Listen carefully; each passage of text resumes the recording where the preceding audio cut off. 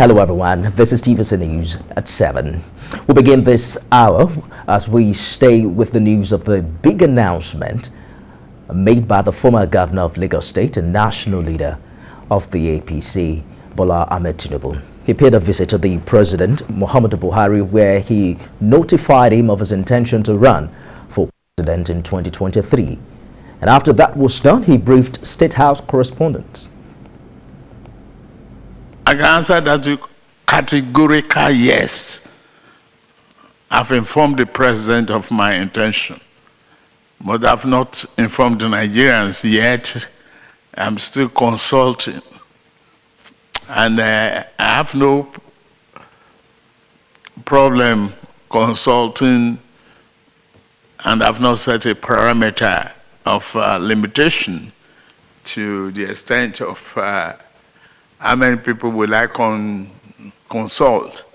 You will soon hear, all you want to hear is a categorical declaration.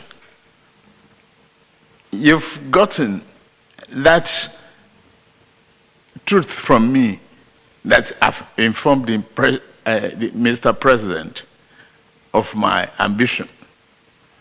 And you don't expect more answers than that. Now let's bring you the key points of Asiwaju Bola Tinubu's interaction with journalists at the presidential villa earlier today. He told journalists that it's been his lifelong ambition to run for president. He says his 8-year stewardship in Lagos speaks for itself and can be replicated when he becomes president. On Vice President Yemi Osinbajo's potential ambition to run for president in 2023, the national leader declined to discuss any individual. However, he said a kingmaker can become king for as long as he has not committed murder. He added that consultations are ongoing and Nigerians will be informed in due course.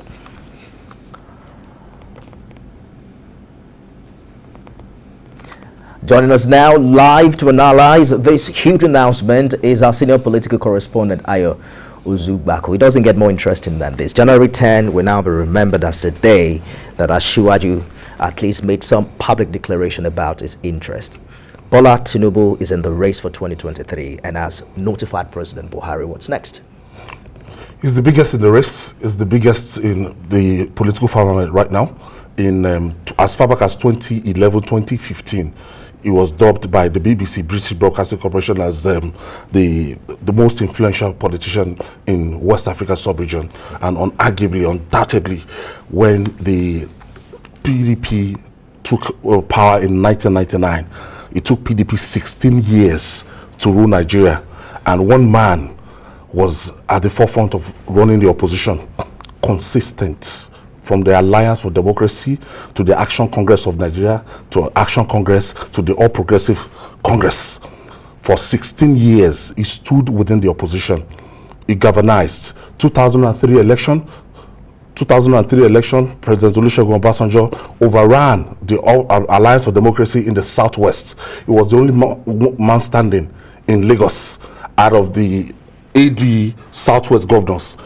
He was the only one that survived the onslaught against the Alliance for Democracy. Bisi Akande gave that account in his book that he just wrote. Do you understand? When it was 2007, it was time to choose a successor. He went ahead to choose his unpopular chief of staff, that's Babatunde Raji Fashola, and he was able to market Tunde Fashola across the length and breadth of the 20 local governments of Lagos, and Lagosians accepted Fashola. Fashola will go down in history as one of the greatest governors in history of Lagos State today as we are talking. After Fashola, he gave Akinwumi Ambode, and you've seen the narrative from 1999 till this time. Lagos has been a one-party state. Why? A lot of people believe that Lagos is a kind of model in which you use as a yardstick for Nigeria, the 6th largest economy and everything. There is a kind of development master plan for Lagos State, and somebody has been behind it. It's not as if it's involved in day-to-day running, but when it comes to taking critical decision, that who becomes the governor. When Akinwumi Ambode was deviating from the side, he went ahead to go and nominate Sanwo-Olu. Babajide Sanwo-Olu, and today we have a Babajide Sanwo-Olu. And when you see somebody like that, he now went ahead. Look at the class of 1999, when we had the Chiwonke Mbadinoju, when we had Ojizo Kalu, when we had BC Akonde, when we had the like of Aremo Olusegun Oshoba. The class of 1999, when we have Adeni Adebayo. You ask, where are his colleagues, his contemporaries from the class of 1999? Can anybody stand the kind of, his personnel today? Has he built? How many people has he built in the political firmament today? We're talking about producing a sitting vice president, talking about doing so many people. And you can see the people, they will say, the people that have graduated from the school of Bodilon. And at the point in time, he now decided that, look, we have to get the People's Democratic Party out.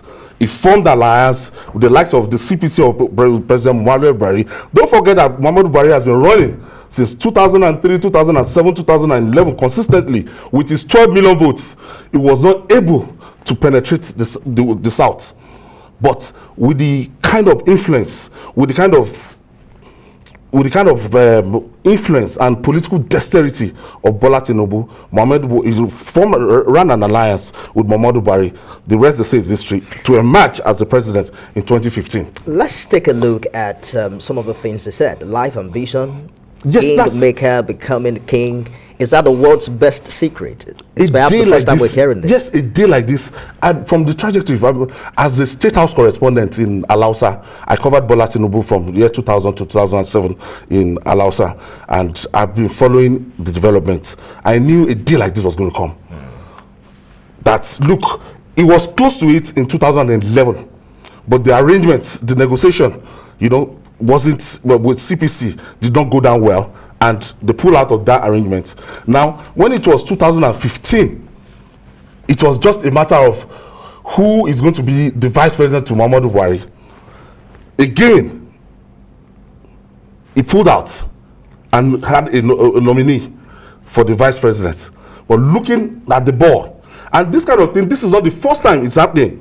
In 2007, he had already picked a ticket for Lagos East Senatorial District. Is it Lagos East or Lagos West Senatorial District, where Ganiu Solomon was, to succeed Ganiu Solomon and go back to the Senate? Maybe to go and relieve his lifelong ambition to become the Senate president, because this was the man that ran his race to the Senate during the military era. He had one of the highest votes in Lagos State as at that time. So he had to step down for the likes of Iyocha Ayu to emerge as the Senate president, if you remember. So he's somebody that has always had his eyes on the ball. Now, a lot of people don't understand his politics. They feel that he should be more of a Yoruba leader. But he's saying he has had this kind of ambition that, look, he doesn't want to be a sectional leader, that he wants to bring Nigeria together.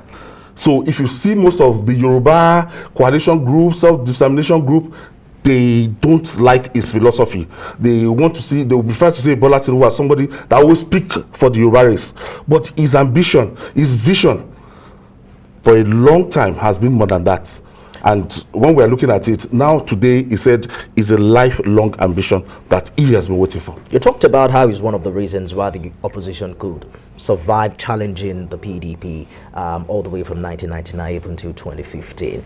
How is this announcement going to alter the dynamics of politics ahead, the big one in 2020? It's going to be a storm in the teacup. It's going to be it's going to change the dynamics even within this party. The major opposition to Bola Tinubu presidential ambition, they are within the All Progressive Congress. The major opposition of Bola Tinubu before he faces the People's Democratic Party are going to be within the All Progressive Congress. He's going to have a very tough time with the governors with ambition. He's going to have a very tough time with other political guys that have not yet decided ambition. It takes gusto, it takes courage, it takes guts to come out like this. Now, on coming out, you are not just coming out to announce to Nigeria. He's a man that understands the game. That, look, for the fact that you work for Muhammadu Buhari to be the president, you don't have to undermine that office. That's the national leader of the party. That's the leader of that party. So, as a matter of protocol, what today is saying now is that Muhammadu Buhari cannot say that he's been a subject of speculation. that Bola Tinubu has come to me officially to announce his intention. He has beat a lot of people to it. People will be coming out. You see a lot of people from the All Progressive Congress, they will be coming out.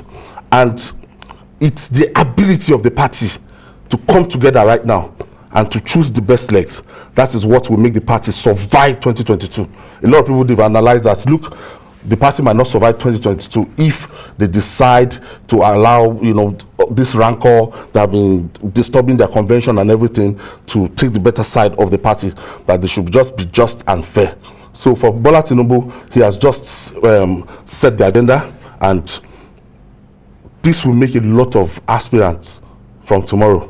It will give them the liver and the courage, but there will be a time we'll separate the boys from the men. It's perhaps just the introduction. Interesting days lie ahead. Senior political correspondent Ayodele Ozugbakun, thank you for talking to us tonight.